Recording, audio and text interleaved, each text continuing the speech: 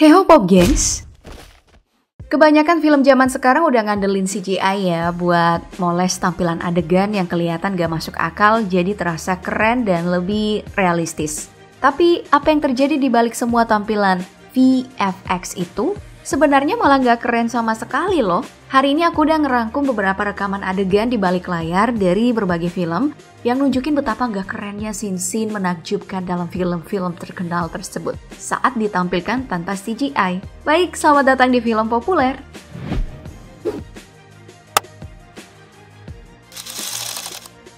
Mari kita mulai dari pembahasan kali ini, yaitu film Scott Pilgrim vs. The World. Buat kamu yang udah lupa, ini adalah film tentang seorang anak muda bernama Scott Pilgrim dan punya band indie yang gagal bernama Sex Bomb Om. Cuman cerita dari film ini kebanyakan malah bukan tentang bandnya sih, melainkan tentang Scott yang berusaha PDKT sama seorang cewek bernama Ramona dan harus ngalahin para mantan pacar cewek ini supaya hubungan mereka bisa berlanjut lebih jauh. Nah, di adegan perkenalan Ramona dan Scott lah ada satu adegan yang kalau dalam film sih keren banget kelihatannya. Itu adalah momen saat Scott ngelempar kotak paket ke tong sampah tanpa berbalik sedikit pun. Cuman setelah lihat proses pembuatannya, kamu pasti bakal melongo nih. Karena untuk satu adegan ini aja para kru mesti ngelakuin sampai 33 take.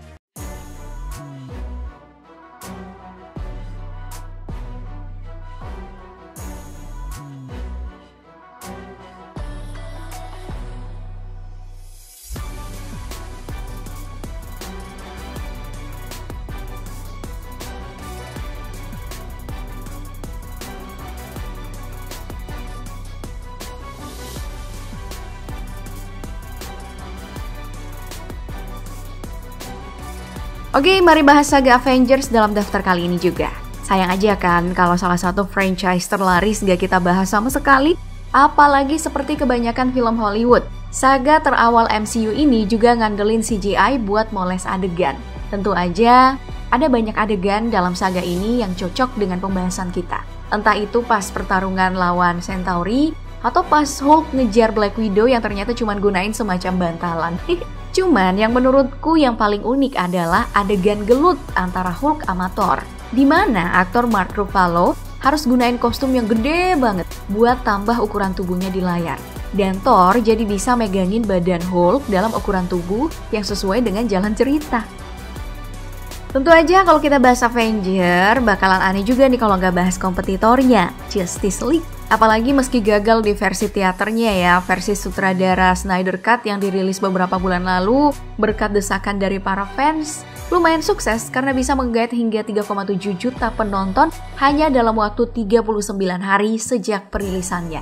Sebagai perbandingan aja nih, versi teaternya yang diambil alih sama Joss Whedon cuma dapat 1 penghargaan. Padahal nominasinya banyak, sedangkan Snyder Cut udah menang 2 penghargaan. Padahal baru beberapa bulan dirilis. Cuman ya lagi-lagi, yang mau kita bahas bukan soal prestasi film ini, tapi soal adegan tanpa CGI-nya yang sama sekali jauh dari kata mengagumkan.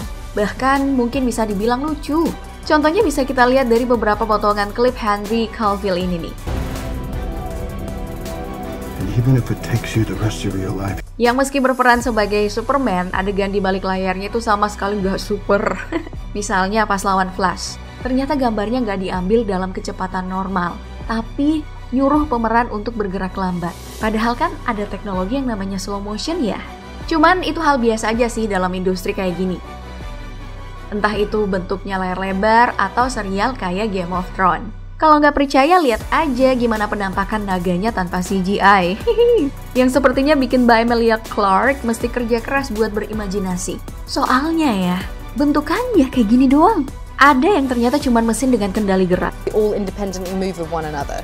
So then I jump on it and I'm holding on to... Terus orang dengan kostum kayak kebanyakan film. Ampe ada juga nih naga yang bentukannya dari tongkat dengan bola kecil. Tapi yang paling unik bukan yang ini sih, melainkan proses take gambar pas Wildings manjatin dinding es buat masuk ke area kerajaan. Kelihatannya wih tinggi banget, cuman aslinya ya kayak gini doang.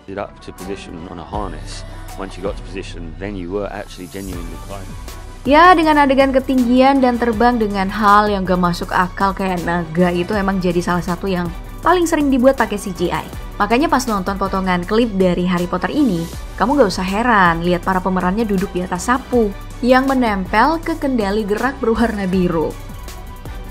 Apalagi kalau yang dibahas itu adalah film Avatar garapan sutradara kondang James Cameron. Hal-hal seperti tadi pasti bakal sering kamu temuin. Soalnya film yang satu ini emang diproduksi hampir 100% dengan teknologi motion capture. Yang mungkin rada beda dalam pembahasan kali ini ya gengs, kayaknya cuman X-Men Days of Future Past. Soalnya ada adegan lari super cepat yang dilakuin sama Quicksilver. Nah, kamu tahu nggak adegan ini di take-nya pakai apa? Pakai treadmill sama kipas cuy. Cuman pas akhirnya Days of Future of Past ini tetap aja sama dengan film-film seangkatannya. Karena udah diambil dengan teknologi sinematik yang jauh lebih canggih.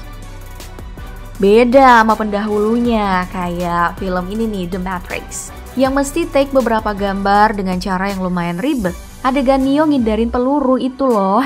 Atau gelut dengan Agent Smith dalam potongan klip ini. Kamu tahu cara buatnya kayak gimana? Jadi, para pemeran itu ditaruh dalam set berlatar green screen yang melingkar. Terus, di sekelilingnya itu ada ratusan kamera yang ngambil gambar para pemeran dari berbagai sudut. Ini adalah metode take yang juga digunain pas adegan Neo ngindarin peluru di atap. Aku sih kasihan sama editornya ya, karena harus nyatuin gambar sebanyak itu. Sama ke para kru yang harus bikin setup dengan keribetan yang minta ampun. Ya, pada akhirnya meski aku bilang semua adegan di balik layar ini bikin adegan aslinya jadi terasa nggak keren, tetap aja nggak bisa disangkal kalau hasil akhirnya itu mengagumkan. Makanya film dan serial yang aku bahas tadi semuanya pada laris kan. Terlihat nggak keren sepertinya emang bagian dari proses sih. Makanya nggak usah insecure pas ada yang ngejekin padahal karya atau kerjaanmu belum selesai. Lanjutin aja gengs, dan biar hasil akhir yang bikin mereka terdiam. Well, mungkin itu aja sih pembahasan di video kali ini. Kamu yang nonton jangan lupa subscribe ya. Terus ingat, nyalain tombol notifikasinya juga. Sama ini nih, kalau menurut kamu videonya bagus, kasih like lah. Share juga ke teman atau keluarga biar channel ini bisa makin gede. Dan aku tetap semangat buat konten. Sampai jumpa di video selanjutnya ya. Ciao!